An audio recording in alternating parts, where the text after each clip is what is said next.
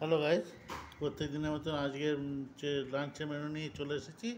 আজকে লাঞ্চের মেনুতে হচ্ছে সাদা ভাত, তার সাথে রয়েছে মটর ডাল দিয়ে উচ্ছে দিয়ে ডাল করা হয়েছে, এবং পাশে হচ্ছে পটলের খোসা আর আলুর খোসাতে বাটা।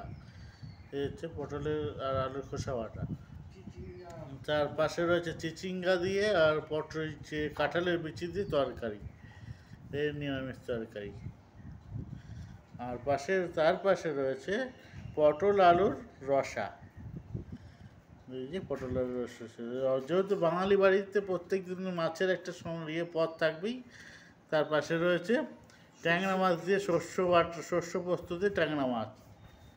এই হচ্ছে শস্য পোস্ত দিয়ে ট্যাংরা মাছ, মাছের একটা কমন আইটেম থাকবেই। তা আমার এই ভিডিওটা ভালো লাগলে অবশ্যই লাইক করবেন, শেয়ার করবেন, সবার সাথে কমেন্ট করে জানাবেন, আর আমার চ্যানেলটাকে সাবস্ক্রাইব করে দেবেন। ভালো থাকেন, ধন্যবাদ।